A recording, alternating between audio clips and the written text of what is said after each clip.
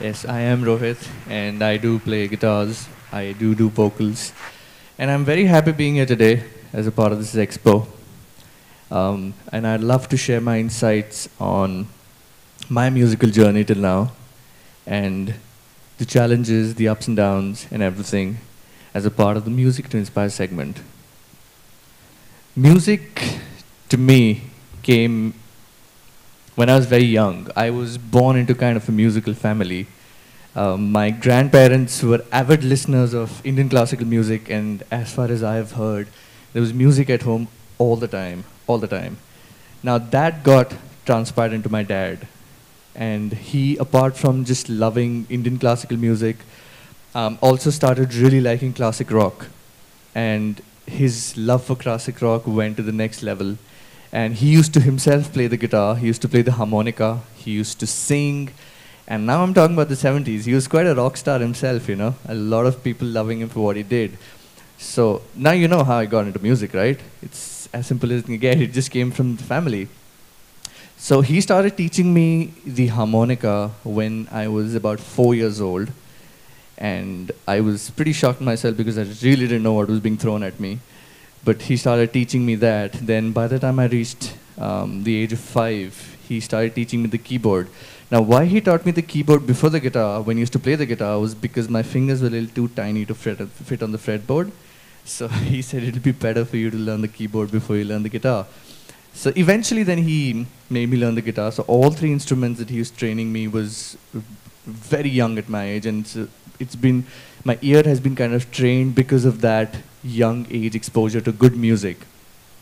So after that, when he started teaching me all of these things, music came very naturally to me. It became very easy. And by the time I was 7, 8, 9 years old, I'd already started participating in competitions and stuff. And so after that, since 2005, I have been doing live shows. And since then, till 2014, I've done over 600 shows in India, across India, and also a few abroad. Well, talking about the challenges, yes, the challenges have been there. They have been pretty tough. The ups and downs have been there. The ups have been fantastic. The downs have been pretty low. But having said all of that, I think what I'd also like to say is I am very happy being where I am. I love to take these challenges. I wouldn't trade this for anything else in my life. So I'm so happy doing whatever I've done, even though there have been a lot of challenges, a lot of obstacles in the way. But that's there in every field, isn't it? You know, in your field, whatever field you're in, you go through challenges as well. So, but this is a different kind of a challenge that we go through. And it's absolutely, I consider myself very fortunate to be a part of this, and I hope I can do this for the rest of my life. And my dad, as you now know how important he's been in my musical career, he once said that if you can make your passion your profession, there's nothing better that can happen for you.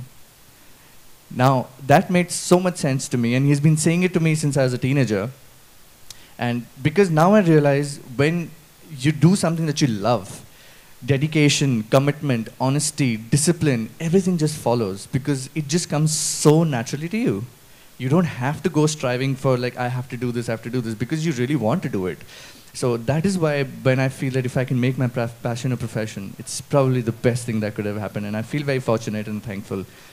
Now, coming to the point of how technology has helped me in my music.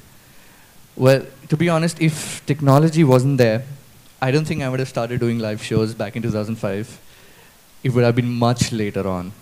So, what happens with technology and music? Now, when I started strumming the guitar, when I was playing these songs and I was figuring out all the guitar parts, right? For every song, you need to figure out a guitar part. Then you're singing those parts. So, how do you make it sound like a band? Have you ever thought about how do you make it sound like a band? Just this one guy who's singing the guitar and singing, who's playing the guitar and singing. How do you make it sound like a guitar? The entire band, how do you make it sound like that? So now imagine, how do you fill in for a bassist? How do you fill in for a drummer? How do you fill in for a keyboard player?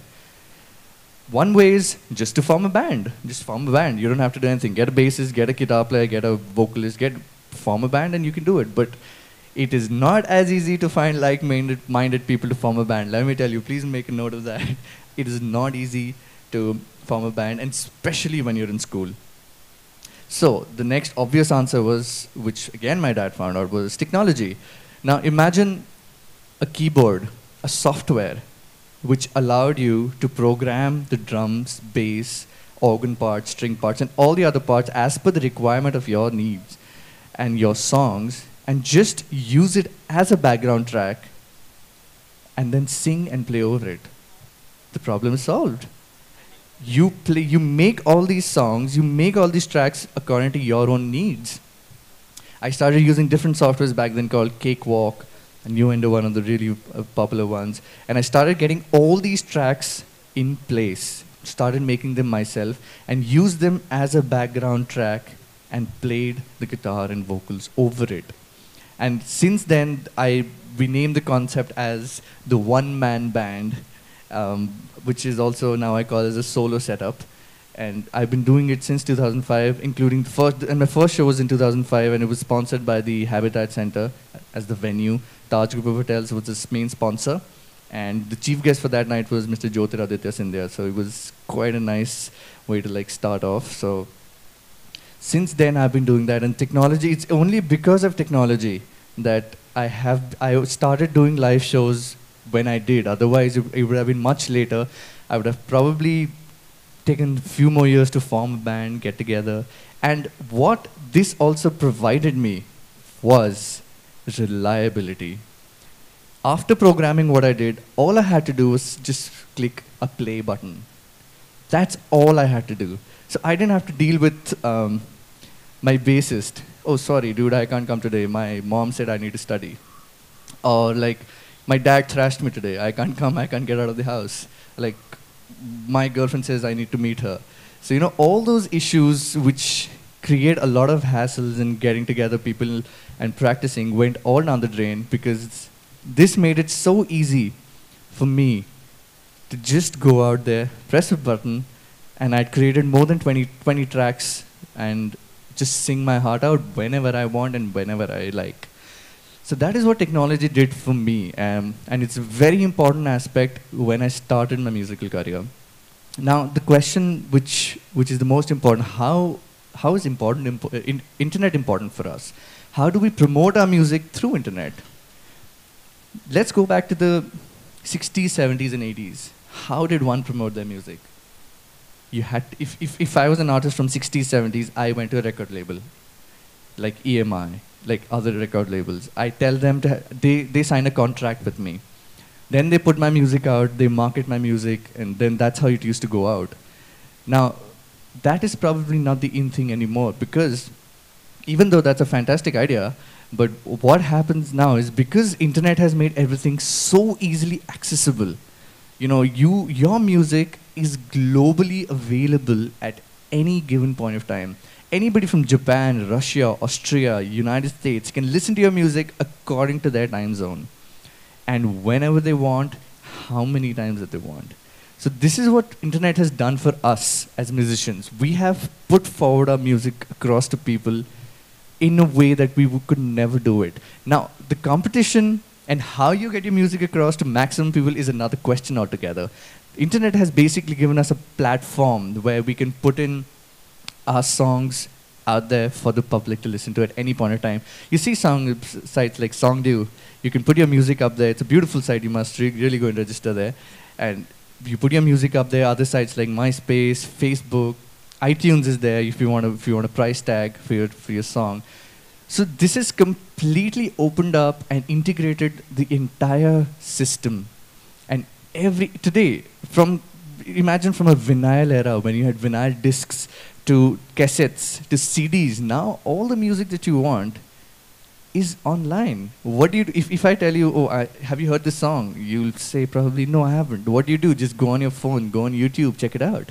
So it's become as easy as it has, and that's how internet is so important to us as musicians. What else do we use internet for? Apart from just promoting our music, apart from putting our music out there for people. Have you ever got invites on Facebook which said, this event here, this time. This is what, again, internet has done. We are creating our event pages through Facebook. Our shows are being promoted through Songdew and other sites. And people are getting to know where we are playing. They're following us. People are joining our pages on Facebook. And it's just completely made sharing where we are playing and updating our fans about our music and our live shows so much more easier now. It's so much more easier now than ever before. So if suppose I'm playing at a Hard Rock Cafe, or if I'm playing at a Striker makes its own event page, and Hard Rock makes it. So all we have to do is just put our event page there, and everybody in their fan base gets to know about it, and that's how they come. You know, so that's how internet technology and all these things have mattered to me as a musician personally, and I can vouch for other musicians as well. And if you have any questions you'd like to throw at me, I'd be more than happy to answer it, and then we can get down to a few songs maybe.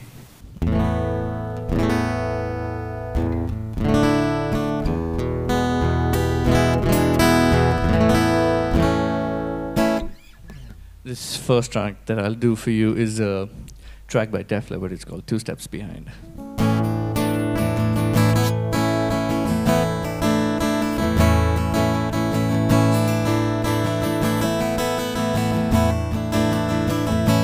Walk away if you want to. It's okay if you need to. You can run, but you can never hide from the shadow that's creeping up beside you. There's magic running through your soul, but you can have it all. Whatever you do, I'll be 2 steps behind. Wherever you go, and I'll be there to remind you that it only takes a minute of your precious time to turn around. I'll be 2 steps behind.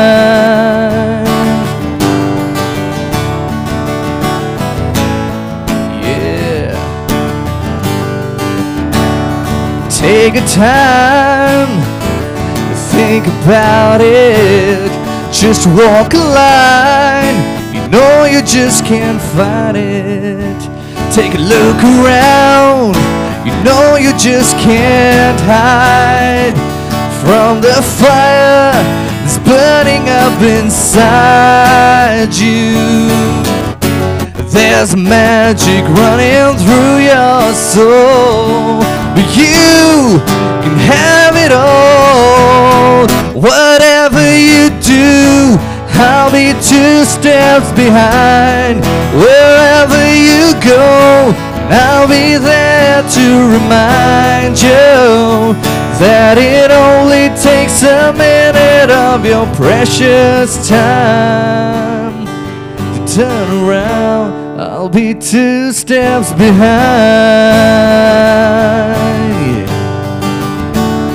Yeah.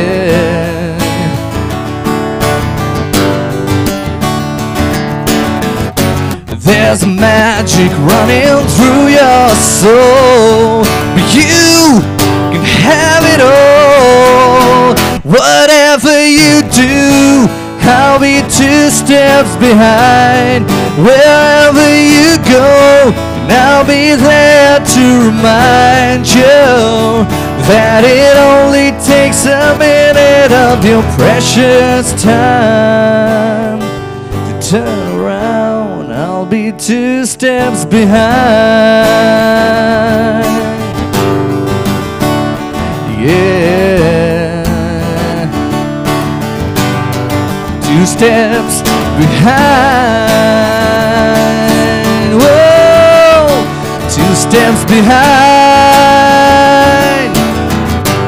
I'll be 2 steps behind.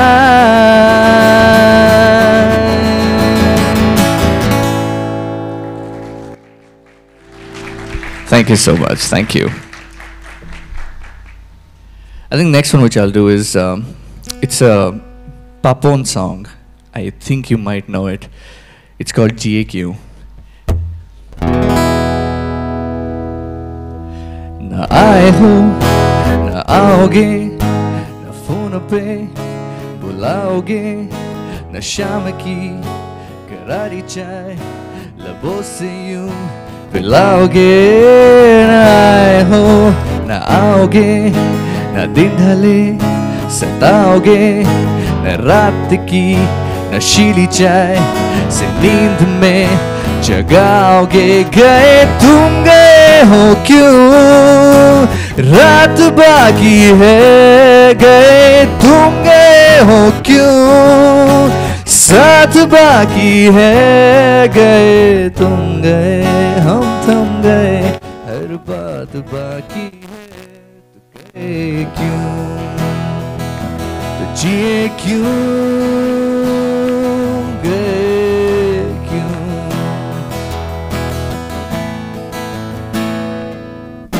न आए हो न आओगे न दूरियां दिखाओगे न थाम के वो जोश में ये होश से उड़ाओगे न आए हो न आओगे न रूठ के सताओगे रूठ के सिराने में रिमोट को छुपाओगे गए तुम गए हो क्यों रात बाकी है गए तुम गए हो क्यों साथ बाकी है गए तुम गए हम थम गए हर बात बाकी है तो गए क्यों तो जिए क्यों गए क्यों जिए क्यों ओ हो